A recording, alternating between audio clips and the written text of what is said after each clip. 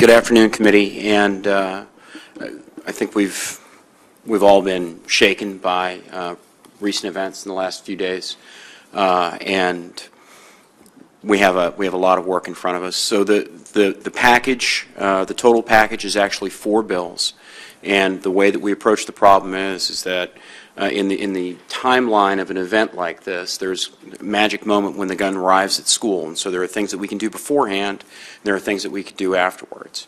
And then each of those can be subdivided further in that there are things that we do that are preventative measures before a gun can be purchased, and that's going to be enhanced background checks principally.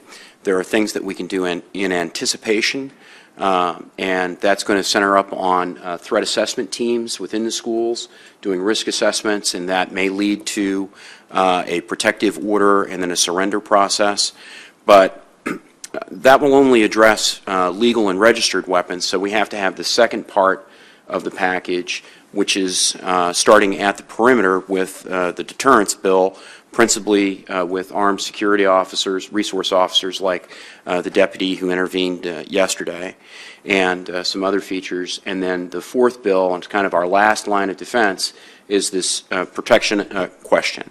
So the idea is that we need to slow the shooter down. We have to make him less lethal to buy enough time for the police to arrive. So that's the whole perspective here, is that we need to secure the doors to make sure that they can't enter the classroom, they can't see and engage an individual target in the classroom, and then identify areas in safe refuge. And for those of you who haven't been out, I mean, there are a number of veterans here on the committee, and they can speak to it as well, is that a simple masonry wall can stop a surprising amount of fire.